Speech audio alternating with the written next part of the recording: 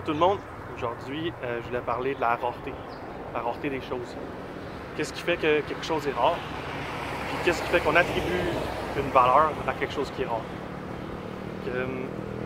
J'aimerais commencer en parlant du temps. Le temps, c'est l'actif le plus rare qu'on ne peut pas avoir. Chaque seconde qui passe, vous ne pourrez jamais la retrouver. Puis vous savez que vous avez un nombre... Excusez-moi. Vous savez que vous avez un nombre prédéfini de temps dans votre vie. Tout le monde naît avec un sablier différent. Quand l'heure vient, c'est fini. Mais tout le monde a un nombre de temps limité dans sa vie. Ce qui fait que l'actif devient de plus en plus rare à chaque seconde qui passe. Parce que quand on commence notre vie, on a tout le temps devant nous, donc le temps est abondant. Plus le temps avance, plus le temps devient rare, moins le temps est abondant, plus le temps devient important. Donc plus ce temps-là vaut cher parce qu'il est plus rare, il en reste moins. Donc on pourrait comparer ça avec, on va dire, que vous avez un nombre de temps de votre vie qui s'est écoulé, puis un nombre de temps qui vous reste devant vous. Vous ne savez pas exactement c'est quoi, vous ne savez pas exactement c'est combien. Vous pouvez savoir combien de temps il y a eu derrière vous, mais pour le temps devant vous, vous ne pouvez pas savoir. Donc par exemple, vous pouvez estimer qu'en moyenne, un humain va vivre 80 ans. Par exemple. Fait que vous pouvez estimer, si vous êtes rendu à 40 ans, que vous avez fait la moitié de votre vie, à peu près.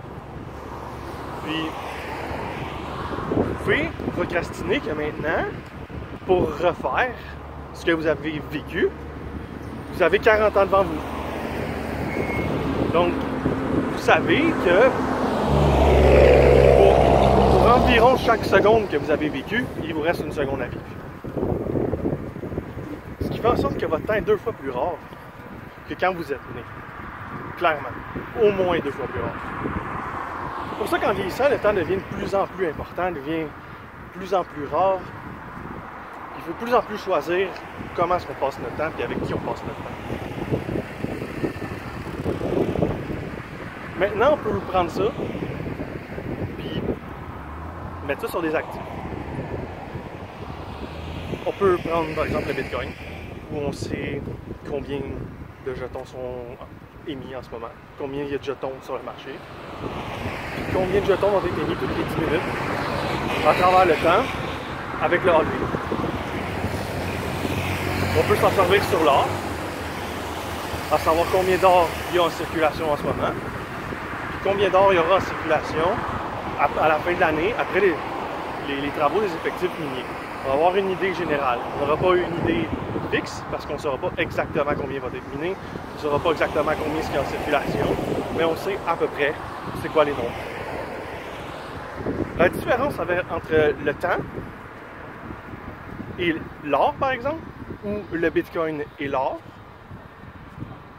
c'est que le temps, on sait que c'est prédéfini.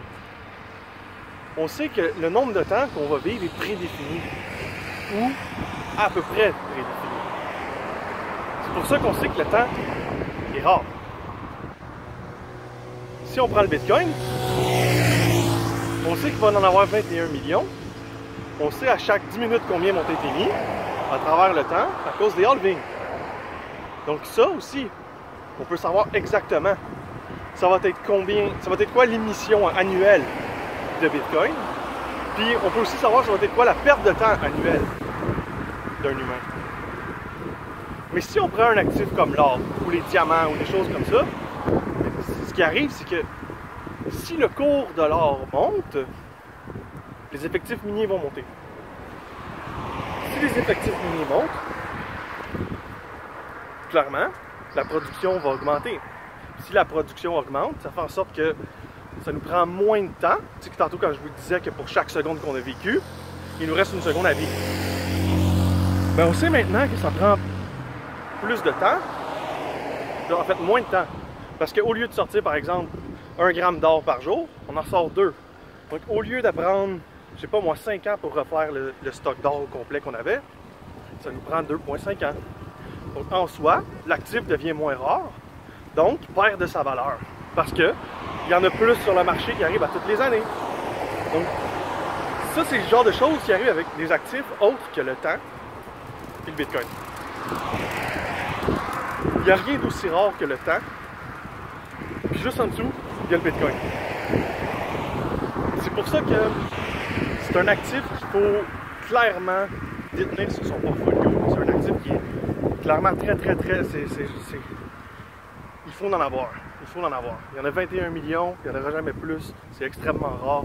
Puis la production, on sait, va être à combien? Puis elle coupe à tous les 4 ans de moitié.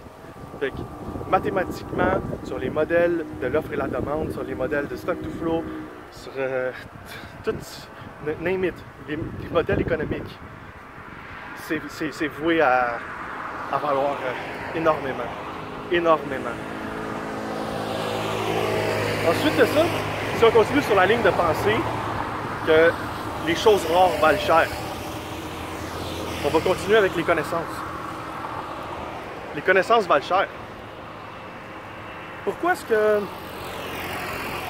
Les connaissances valent cher parce que les connaissances sont rares, right? Si vous allez chez le médecin, vous allez peut-être pas payer parce qu'on a un système de santé qui est gratuit, mais vu qu'il marche jamais, vous allez aller au privé. Puis en allant au privé, vous allez payer peut-être 100$ de l'heure pour voir un médecin généraliste. Puis le médecin généraliste que vous allez voir à 100$ de l'heure, pourquoi est-ce que vous le payez 100$ de l'heure? Parce qu'il y a des connaissances que les autres n'ont pas. Ces connaissances sont rares. Même chose pour un avocat. Pourquoi est-ce que vous allez voir un avocat?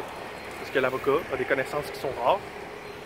Puis les connaissances qu'il possède valent quelque chose parce qu'ils sont rares. Parce que si tout le monde savait toutes les lois, puis tout le monde savait comment soigner tout le monde, il n'y a plus personne qui paierait 100$ de l'heure pour aller voir un avocat ou pour aller voir un médecin. Donc, toute chose rare a une valeur.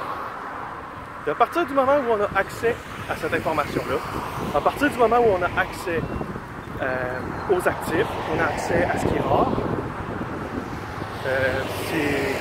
ça vaut extrêmement cher.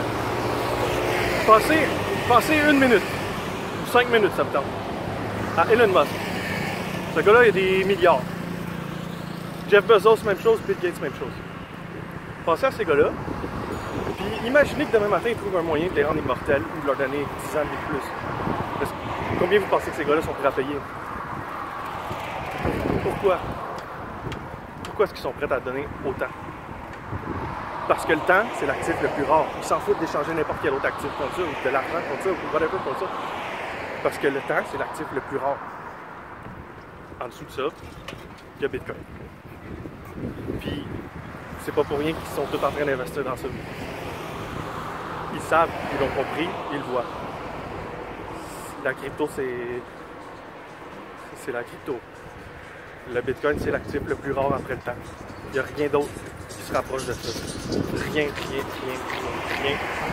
je pense pas qu'il va jamais y avoir rien d'autre qui va se rapprocher de ça. Comme je vous le disais, l'information, c'est quelque chose de rare, puis ça vaut cher.